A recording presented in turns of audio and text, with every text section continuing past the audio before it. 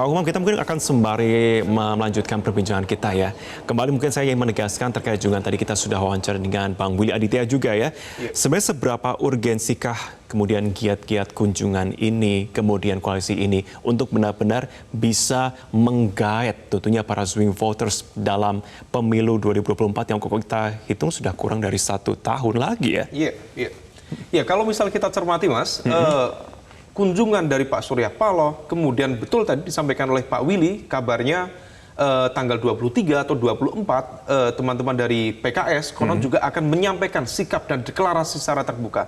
Artinya apa? Ini adalah upaya untuk menciptakan momentum. Ini adalah bagian dari history in the making itu sendiri. Di mana Pak Surya Paloh bagian dari kingmaker yang mencoba untuk membukakan jalan supaya kemudian koalisi perubahan kemudian bisa dideklarasikan secara cepat. Kenapa momentum ini harus dibentuk? Tadi, kalau misal kita cermati sejumlah pengalaman pemilu di berbagai negara, termasuk di US, pada momentum Hillary Clinton maju menjadi capres dari Partai Demokrat di Amerika Serikat, memiliki basis elektabilitas dan popularitas yang sangat luar biasa. Tetapi karena memang dari aspek timing, relatif mungkin ada kepercayaan diri yang lebih dan lain sebagainya, kemudian proses sosialisasi diundur. Sementara di sisi lain, Trump dari Partai Republik menjadi lebih agresif dan timeline kampanyenya dan sosialisasinya jauh lebih lama. Dengan berbagai narasi, berbagai argumen, in the end, pada akhirnya kemudian Trump yang menang. Artinya kalau misal mungkin ada pertimbangan spekulatif, kalau misal nanti terburu-buru, maka kartu politik akan terbaca. Tapi di sisi yang lain, kalau misal kemudian dijalankan secara disiplin, kemudian mampu melakukan mitigasi atas serangan-serangan dari potensi kompetitor, maka itu berpotensi tadi mengonsolidasikan basis pemilih loyal. Yang pada level saat ini, diakui atau tidak, konfigurasi capres dan cawapres per hari ini belum ada satu nama yang dominan. Mulai misalnya dari Pak Ganjar, Pak Prabowo, kemudian Pak Anies, memang tidak ada yang dominan. Itulah yang kemudian memberi ruang masih tumbuhnya, masih kuatnya swing voters dan undecided voters.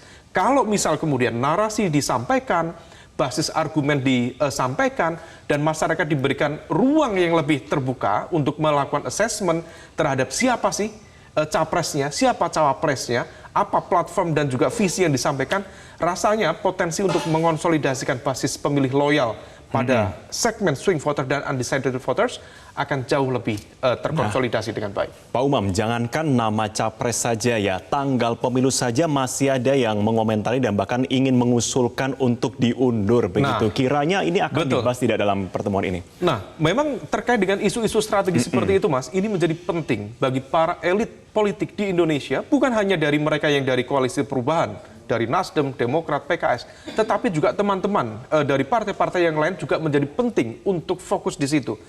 Kita bersyukur, misal nama-nama seperti Ibu Megawati Soekarno Putri, konon kabarnya cukup firm untuk menegaskan tidak ada pemilu diundur. Artinya apa? Kita mencoba untuk membangun kesadaran tentang moralitas berkonstitusi. Sama dengan tadi, konteksnya terkait dengan sistem proporsional tertutup dan juga terbuka. Kita di tahun 2021 kemarin sudah ada kesepakatan di antara partai-partai di Senayan untuk tidak mengubah Undang-Undang nomor 7 tahun 2017 tentang pemilu. Tetapi kemudian tidak ada angin, tidak ada hujan. Ada 1, 2, 3 orang menjadi sel politik tertentu yang kemudian mengajukan judicial review. Kalau misalnya kita cermati, mungkin pihak yang mencoba untuk mengembalikan sistem proporsional tertutup itu mungkin sudah berhitung, sudah mensimulasikan. Kalau menempuh jalur legislasi di DPR, itu terlalu kompleks dan banyak yang menolak. Maka cara paling mudah dan efektif untuk mengubah sistem pemilu adalah melalui jalur judicial review di Mahkamah Konstitusi. Nah, oleh karena itu perlu dicermati, karena bagaimanapun juga sistem proporsional terbuka adalah bagian dari evaluasi atas pelaksanaan sistem proporsional tertutup yang sebelumnya dilakukan.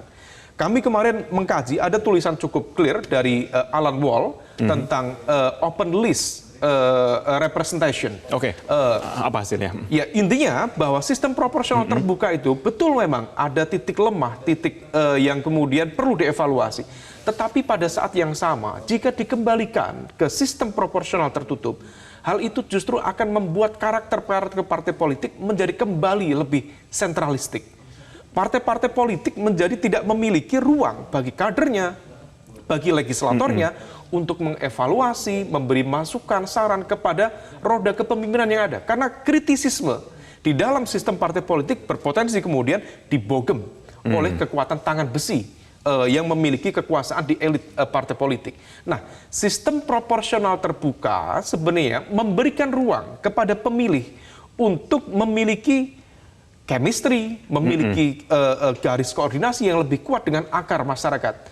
Sehingga kemudian tidak serta-merta orang yang terpilih di DPR misalnya adalah orang yang dekat dengan elit partai politik. Tetapi juga harus memiliki basis akar yang kuat di masing-masing daerah pemilihannya. Nah, oleh karena itu, sistem proporsional terbuka adalah produk dari proses modernisasi partai politik. Jika kemudian dikembalikan kepada model tertutup, sebenarnya adalah setback. Karena akan mengubah menjadi berkarakter sentralistik kembali, dan itu akan membuka ruang hadirnya oligarki yang semakin kuat. Betul memang money politics yang sekarang ada di masyarakat itu menjadi bahan evaluasi. Tetapi kalau misal dikembalikan ke dalam sistem proporsional tertutup, money politics di masyarakat akan tetap ada, mungkin menurun, tetapi di saat yang sama politik transaksional di antara para elit-elit partai politik justru akan menjadi semakin tidak terkontrol di sana. Inilah kemudian democratic regression yang paling clear untuk diantisipasi bersama. Tapi bagaimana dengan tingkat kepercayaan publik terhadap legislatif atau calon legislatif dan juga tingkat partisipasi para voters jika kita berbicara skenario tertutup ini disahkan?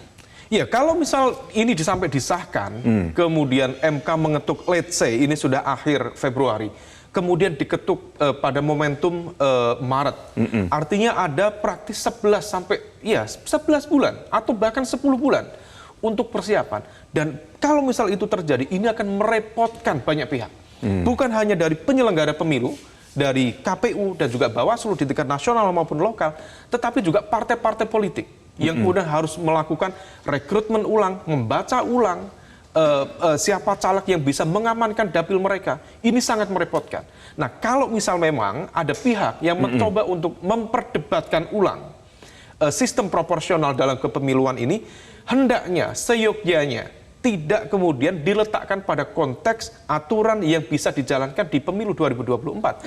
Silahkan dibuka perdebatan, tetapi untuk di pemilu 2029. Karena kalau misal tidak, ini bisa kemudian menjadi alasan. Salah satunya tadi Mas Melvin, bisa saja kalau misal penyelenggara pemilu repot, partai politik repot, akan muncul argumen tunda pemilu. Nah, oleh karena itu ini yang kemudian perlu kita antisipasi bersama. Panjang urusannya.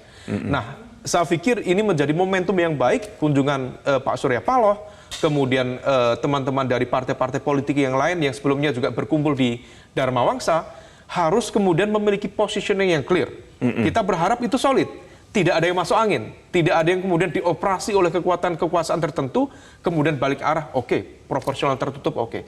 Oleh karena itu, ini menjadi catatan, kita akan lihat perkembangannya, tetapi dengan harapan Mahkamah Konstitusi sebagai penjaga konstitusi juga perlu memahami apa yang menjadi aspirasi masyarakat kita, sehingga moralitas kita di dalam konteks berkonstitusi juga akan semakin kuat. Caranya apa? Caranya ketika kemudian Mahkamah Konstitusi bisa menjadi pengaman. Jadi kalau misal kemudian ada hal-hal yang tidak diharapkan terjadi, bisa diantisipasi dan keputusan politiknya tidak menganulir, tidak mendowngrade atau mengacaukan sistem yang sudah berjalan ini. Kalau kita lihat sekarang ini salah satu langkah yang paling giat ya, Partai Nasdem, Demokrat terus bermanuver, terus melakukan banyak sosialisasi di sini. Kalau menurut Anda langkah jangka pendek apa yang kemudian bisa dilakukan oleh tentunya dari partai ini ataupun juga kita bisa mengatakan koalisi perubahan ini? Apa kemudian pembentukan sekber atau langkah apa yang kemudian benar-benar bisa dilakukan agar segera kita menggait tentunya pada jangka panjangnya voters? Iya, kalau misal kemudian sudah clear pertemuan Pak Surya Paloh dengan AHY, besok disambut langsung juga oleh PKS, maka ini berpotensi menjadi koalisi pertama yang clear melakukan deklarasi dengan capres, mungkin juga dengan cawapresnya, dengan platform dan juga portofolio pemerintahan yang akan digagas, maka kemudian yang bisa dilakukan betul. Pembentukan sekber itu akan memudahkan, sekaligus juga memformalkan pola relasi di antara tiga partai ini. Nah, kalau misalnya itu kemudian bisa dilakukan, saya pikir mesin politiknya akan jauh lebih kompetitif dibanding dengan koalisi-koalisi yang lain. Sekaligus, ini berpotensi menjadi wake up call bagi koalisi-koalisi yang lain, jangan sampai ketinggalan oleh partai atau koalisi perubahan yang ada. Oke, kok kita bicara partai yang lolos begitu ya. Semua mengatakan kami siap pemilu, kami siap pemilu, kami siap. Semua mengatakan siap. Tetapi dengan pertemuan ini, apakah bisa menjadi jangkar bahwa terutama di sini Nasdem memang benar-benar menunjukkan kesiapannya untuk ayo kita bertarung bersama dalam pemilu 2024? Ya, saya pikir positioning dari teman-teman partai politik yang kemarin bertemu di Dharma Wangsa itu memberikan gambaran yang cukup clear tentang sikap dan positioning mereka. Di mana kemudian pertama menolak sistem proporsional tertutup, setuju dan tetap mempertahankan sistem proporsional terbuka, kalaupun ada evaluasi bukan untuk pemilu 2024, tetapi untuk 2029. Misalnya jika kemudian ada usulan tentang sistem dapil nasional, di mana kemudian diberikan ruang, let's say 10 sampai maksimal 20% untuk kader-kader partai politik yang selama ini bekerja penuh untuk partai politik sehingga kemudian tidak sempat turun ke basis mereka, sehingga kemudian perlu ada afirmasi dari partai memberikan ruang kepada mereka. Ada mekanisme itu. Tetapi di saat yang sama, pertemuan-pertemuan seperti ini juga kemudian menjadi penting untuk menegaskan bahwa tidak boleh ada penundaan pemilu di 2024. Karena apa? Karena kalau misal kemudian itu dilakukan, bisa saja kemudian potensi abuse of power yang lebih besar akan terjadi. Dan kalau misal kemudian kita cermati, Mas, menjelang 1 tahun pemilu ada cukup banyak informasi-informasi, juga narasi yang digaungkan yang kemudian berpotensi menjadi argumen, alasan untuk menunda pemilu. Satu, sistem proporsional terbuka tertutup. Yang kedua, kabarnya besok tanggal 26 Februari akan turun sejumlah kepala desa yang mencoba kembali menuntut perpanjangan masa jabatan kepala desa, yang to some extent itu juga bisa dijadikan sebagai argumen bagi ketidaksiapan pada level basis di satuan terkecil dalam struktur ketatanegaraan kita untuk menghadapi pemilu 2024. Nah, ditambah lagi satu lagi yang kemudian perlu diantisipasi adalah belum atau mungkin adanya konteksnya 271 penjabat kepala daerah yang juga berpotensi dimanfaatkan oleh kekuatan politik tertentu untuk mendorong, menyukseskan, dan di sisi lain untuk menggagalkan atau menggembosi kekuatan politik rivalnya. Nah, semua ini harus diantisipasi dengan baik. Bukan hanya tanggung jawab dari para elit partai politik, tetapi juga dari kalangan masyarakat sipil, kemudian kalangan akademisi, termasuk mahasiswa, sebagai bagian dari pilar demokrasi yang sehat di Indonesia. Oke, baik, kita lanjutkan perbincangan kita, tapi kita akan kembali melihat langsung dari kantor DPP Partai Demokrat. Pak Umam, terakhir, kita melihat salah satu agendanya yang juga tadi dikonfirmasi oleh sejumlah pihak mengatakan bahwa membahas masih mengenai memantapkan posisi bahwa sistem proporsional terbuka harus tetap dilaksanakan pada 2024. Bisakah pertemuan kali ini men-trigger untuk semua partai-partai yang tentunya menolak tertutup ini benar-benar untuk bisa kemudian menyamakan semangatnya? Iya, kalau persamaan semangat, Mas, di pertemuan Dharma Wangsa rasanya cukup clear. Dan pertemuan itu digagas oleh teman-teman dari Partai Golkar. Artinya kesamaan visi, cara pandang dalam konteks teknis kepemiluan seharusnya sudah selesai. Kecuali jika kemudian soliditas dan cara pandang yang sama itu ada pihak-pihak tertentu yang mengoperasi di bawah meja untuk kemudian bisa menerima keputusan jika sewaktu-waktu sistem proporsional terbuka diubah menjadi sistem proporsional tertutup. Dan itu memungkinkan, karena bagaimanapun proses negosiasi dengan segala kompensasi bisa dilakukan.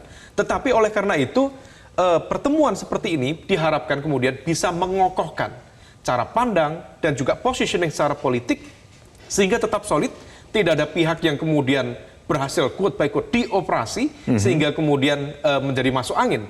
Nah, oleh karena itu, kita lihat nanti perkembangannya, bagaimana kemudian keputusan dari pertemuan dari Pak Surya Paloh dengan juga AHY pada kesempatan kali ini, diharapkan kemudian pada level itu tetap sama, kemudian firm pada konteks sistem pemilu yang terbuka, proporsional terbuka, dan tetap di pemilu dilaksanakan di 14 Februari 2024. Jika kemudian ada pihak-pihak yang mencoba untuk mengutak-atik itu adalah bagian dari rendahnya moralitas berkonstitusi. Kita nantikan bagaimana langkah juga untuk bisa meng-tackle tentunya ancaman-ancaman ataupun juga ya isu-isu yang pastinya akan semakin mendekati tahun depan ya. Baik, terima kasih Pak Ahmad Khairul Umam sudah bergabung bersama dengan kami di Metro TV. Terima kasih.